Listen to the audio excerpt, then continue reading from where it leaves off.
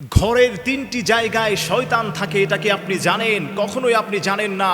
আল্লাহর নবী হাদিসের মধ্যে বলে দিয়েছেন, একটি ঘরের তিনটি জায়গায় শয়তান তার বাসা বেঁধে নেয়।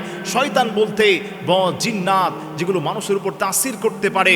আপনার ফ্যামিলিতে স্বামী স্ত্রীর মধ্যে মিল নেই, বাচ্চাগুলো সারাদিন কান্নাকাটি করে, এর কারণ হচ্ছে জিনের আসর তাদের মধ্যে পড়ে যায়। এজন্য ঘরের মধ্যে যখনই আপনি থাকবেন এই তিনটি বিষয় খেয়াল করবেন। তিনটি জায়গায় শয়তান সব সময় ওত পাতার চেষ্টা করে। এক নম্বর জায়গা হচ্ছে বিছানার মধ্যে শয়তান সব সময় জায়গা নেওয়ার চেষ্টা করে।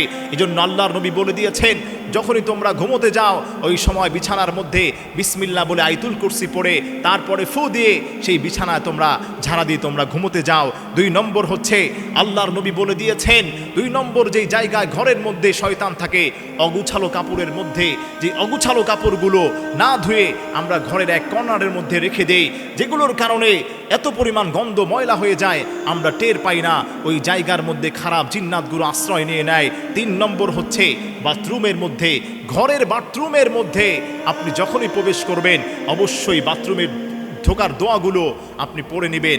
যদি দোয়াটা না পড়তে পারেন আপনার উপর খারাপ জিন্নাত আসর করবে, শয়তান আসর করবে, এর কারণে আপনার ফ্যামিলিটা নষ্ট হয়ে যাবে। এজন্য খবরদার, এই তিনটি বিষয়কে আপনারা লক্ষ্য করবেন। ঘরের মধ্যে শয়তান কিন্তু এই তিনটি জায়গার মধ্যে তারা আশ্রয় নিয়ে নেয়। এই তিনটি জায়গার মধ্যে তারা দেখা যায় থাকা শুরু করে, মানুষের মেজাজকে তারা বিগড়ে দেয়। এক নম্বর জায়গা হচ্ছে, আমি আবারও রিপিট করছি, এক নম্বর হলো বিছানার মধ্যে শয়তান তাদের আশ্রয়ের জায়গা কেন্দ্রবিন্দু হিসাবে তারা সেটাকে দখল করে নেয়। এই জন্য নবীজি বলেছেন, বিছানা তোমরা আয়াতুল কুরসি সূরা ফাতিহা পড়ে ফু দিয়ে সেই বিছানাতে তোমরা ঘুমোতে যাও। দুই নম্বর হচ্ছে নবীজি বলে দিয়েছেন, অগুছালো অর্থাৎ না ধুয়ে যেই কাপড়গুলো রেখে দেয় সেখানে শয়তান তারা আশ্রয়স্থল বানিয়ে নেয়। তিন নম্বর হলো নবীজি বলে দিয়েছেন, বাথরুমের মধ্যে শয়তান থাকে, বাথরুমে প্রবেশ করার পূর্বে অবশ্যই আপনাকে এই দোয়াগুলো পড়ে আল্লাহুম্মা ইন্নী আউযু বিকা মিনাল খুবুসি ওয়াল খাবাইস এগুলো পড়ে আপনাকে বাথরুমে প্রবেশ করতে হবে।